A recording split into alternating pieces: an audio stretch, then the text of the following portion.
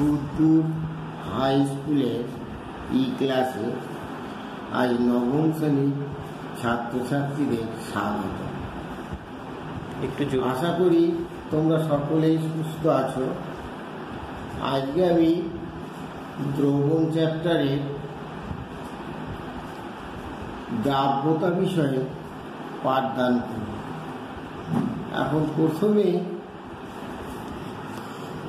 তোমাদের দ্রাব্যতা কাকে বলে সেটা জানতে হবে।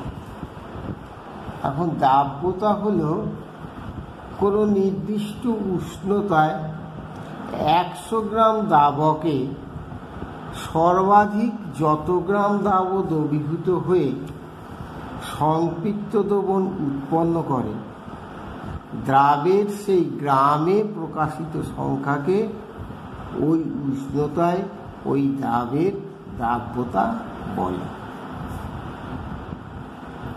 এখন যদি টি ডিগ্রি উষ্ণতায় এ গ্রাম দ্রাবক বি গ্রাম সংপৃক্ত দ্রবণ তৈরি করে, তাহলে ওই উষ্ণতায় বি মাইনাস এ গ্রাম দ্রাবকে দ্রবীভূত দ্রাবের পরিমাণ হবে এ গ্রাম। তাহলে দ্রাব্যতা নির্ণয় করতে গেলে 100 গ্রাম দ্রাবকে কত গ্রাম দ্রাবক দ্রবীভূত হবে সেটা নির্ণয় করতে হবে। তাই 100 গ্রাম দ্রাবকে দ্রবীভূত থাকে, তাহলে A by B minus A into 100 gram, অর্থাৎ টি ডিগ্রি উষ্ণতায় দ্রাব্যতা সমান 100 A by B minus A gram. আমি এটাকে ভাষায় বললে কি দাঁড়ালো? তাহলে কোনো দ্রাবকের দ্রাব্যতা সমান দ্রাবের ভর বাই দ্রাবকের ভর গুণিত 100 গ্রাম পার 100 গ্রাম জল। এটিকেই দ্রাব্যতার গাণিতিক রূপ বলা হয়।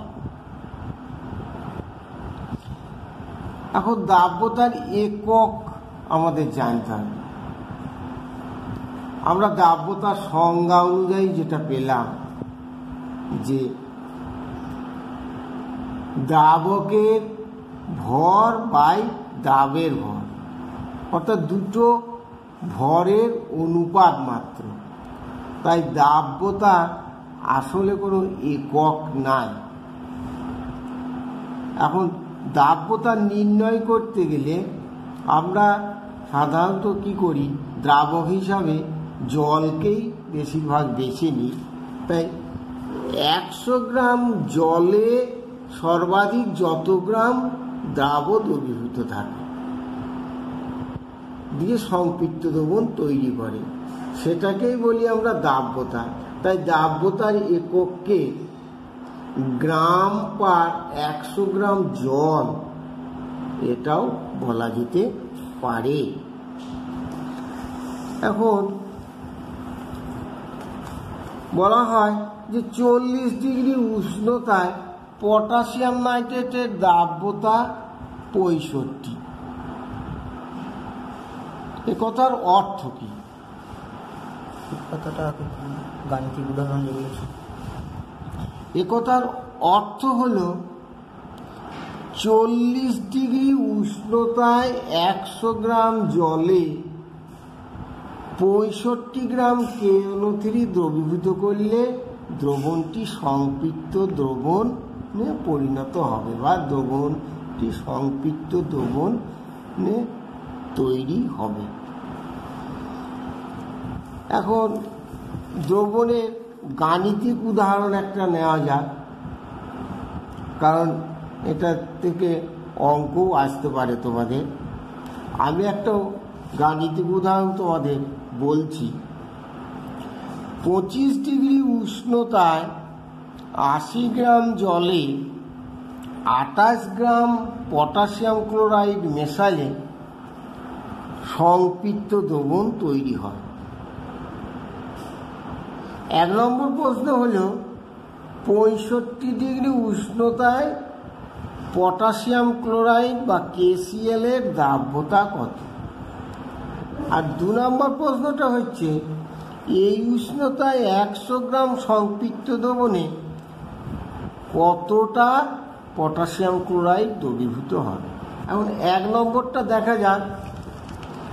আমরা দাব্যতার গাণিতিক ফর্মুলা অনুসারে বা গাণিতিক রূপ অনুসারে আমরা জানি 25 ডিগ্রি উষ্ণতায় KCl এর দাব্যতা কি হবে না, KCl এখানে দাবক, তাহলে KCl এর ভর আর জল এখানে দাবক, তাই জলের ভর গণিত 100।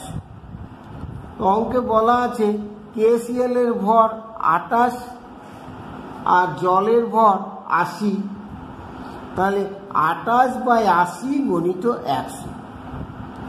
এটা সমাধান করলে পাওয়া যায় 35। অতএব 25 ডিগ্রি উষ্ণতায় KCl এর দাব্যতা 35 গ্রাম পার 100 গ্রাম জল, বা শুধু 35 লিখলেও হবে। আর দ্বিতীয়টা প্রশ্ন কি?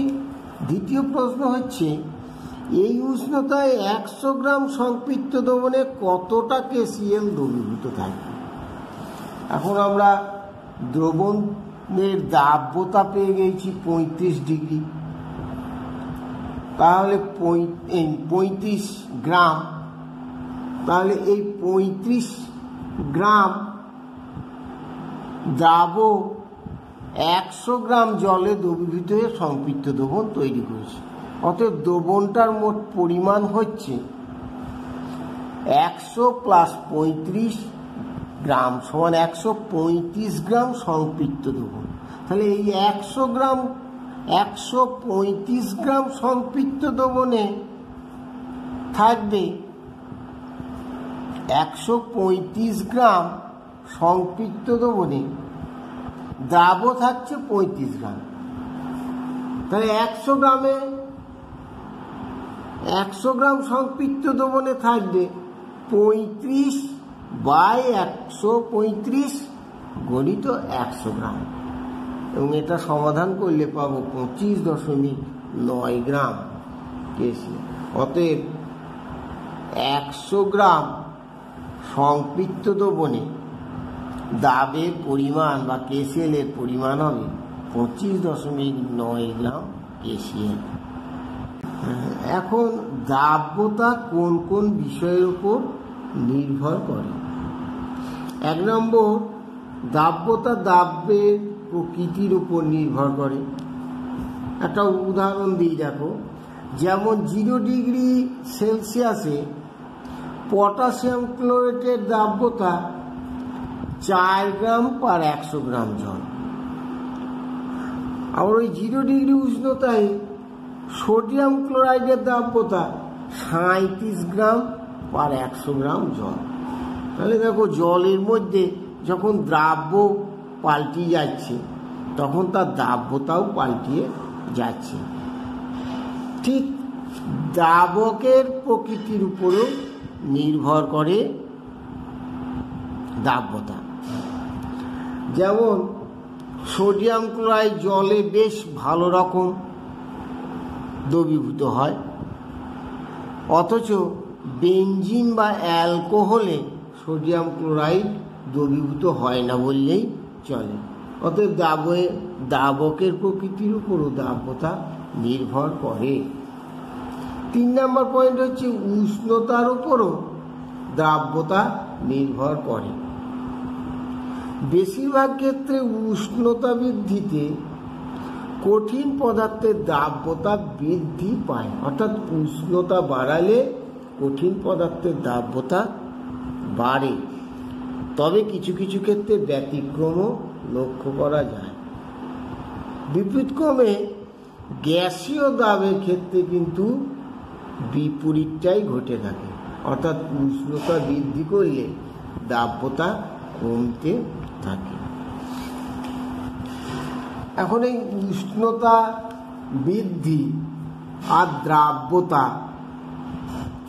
বিভিন্ন পদার্থকে পদার্থের এই দ্রাব্যতা উষ্ণতা পরিবর্তনের মাধ্যমে কিভাবে পরিবর্তিত হয় তা আমরা লেখচিত্রে প্রকাশ করতে পারি, লেখচিত্রের মাধ্যমে। এখন এই দ্রাব্যতাকে প্রকাশ করতে গিয়ে, বিভিন্ন পদার্থের দ্রাব্যতা প্রকাশ করার জন্য আমরা লেখচিত্রে এক্স অক্ষ বরাবর উষ্ণতাকে এবং ওয়াই অক্ষ বরাবর দ্রাব্যতাকে প্রকাশ করে এই উষ্ণতা পরিবর্তনের সঙ্গে সঙ্গে দ্রাব্যতা পরিবর্তন যে লেখচিত্রে আমরা প্রকাশ করি তাকেই বলি আমরা দ্রাব্যতা লেখ। এখন দ্রাব্যতা দ্রাবের প্রকৃতির উপর নির্ভর করে, অর্থাৎ বিভিন্ন দ্রাব্যের দ্রাব্যতা বিভিন্ন রকম হয়। কিছু পদার্থ আছে তাদের দ্রাব্যতা উষ্ণতা বৃদ্ধির সাথে সাথে দ্রাব্যতা বৃদ্ধি পেতে থাকে। এরকম লবণ দেখো দ্রাব্যতা লেখচিত্রে প্রকাশ করা হয়েছে KNO3, অর্থাৎ পটাশিয়াম নাইট্রেট। পটাশিয়াম নাইট্রেটের লেখচিত্রটা দেখতে পাওয়া যাচ্ছে যে যত উষ্ণতা বাড়ছে এর দ্রাব্যতা বাড়তে থাকছে। আবার সোডিয়াম ক্লোরাইডের দ্রাব্যতা লেখ দেখলে দেখা যাচ্ছে যে এর উষ্ণতা বাড়লে দ্রাব্যতা সেরকমভাবে কিছু বাড়ছে না, অর্থাৎ প্রায় স্থিরই থাকছে, কারণ উষ্ণ এক্স অক্ষর সাথে প্রায় সমান্তরালভাবেই লেখচিত্রটা পাওয়া যাচ্ছে।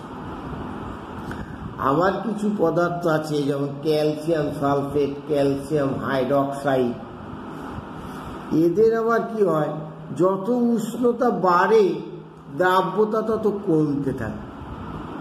এখানে লেখচিত্রে ক্যালসিয়াম সালফেটের দ্রাব্যতা দেখা যাচ্ছে যে উষ্ণতা বাড়লে কমতে থাকছে। আর একটি লবণ রয়েছে সোডিয়াম সালফেট, গ্লোবাল সল্ট বলা হয়, এর সংকেত Na2SO4 10H2O।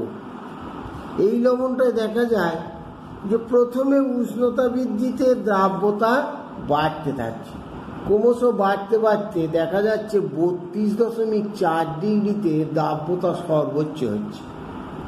তারপর তার থেকে যখন বেশি উষ্ণতা হয়ে যাচ্ছে, অর্থাৎ 32.5 হয়ে গেলি বা তার বেশি হয়ে গেলি দ্রাব্যতা লেখটা আবার নিচের দিকে নেমে যাচ্ছে, অর্থাৎ কমে যাচ্ছে। সুতরাং উষ্ণতা বৃদ্ধিতে দ্রাব্যের বিভিন্ন পদার্থের দ্রাব্যতা একটা লেখচিত্রের মাধ্যমে প্রকাশ করা হচ্ছে, এবং দ্রাব্যতা লেখ দেখে আমরা বিভিন্ন পদার্থের একই উষ্ণতায় কিভাবে দ্রাব্যতা হচ্ছে সেটা আমরা বুঝতে পারছি। আর একটা বিষয়ের উপর নির্ভর করে দ্রাব্যতা, সেটা চাপ। যদিও নির্দিষ্ট উষ্ণতায় জলে বা অন্য কোনো দ্রাবকে কঠিন পদার্থের দ্রাব্যতা চাপের উপর বিশেষ কিছু পরিবর্তন দেখা যায় না, কিন্তু গ্যাসীয় পদার্থের দ্রাব্যতা চাপ বৃদ্ধির সঙ্গে সঙ্গে বৃদ্ধি পায়, অর্থাৎ যত চাপ বৃদ্ধি করা যাবে গ্যাসীয় পদার্থের দ্রাব্যতা বাড়তে থাকে। এর একটা উদাহরণ, সোডা ওয়াটারের মুখ বন্ধ বোতলে বেশি চাপে কার্বন ডাইঅক্সাইড দ্রবীভূত থাকে, কারণ বোতল খুললে সোডা ওয়াটারের উপরের অংশে চাপ কমে যায় এবং অতিরিক্ত কার্বন ডাইঅক্সাইড বেরিয়ে যেতে শুরু করে। আজকে দাব্যতা বিষয়ে তোমাদের আলোচনা করা হলো। এখানেই আমি আজ পাঠ শেষ করছি।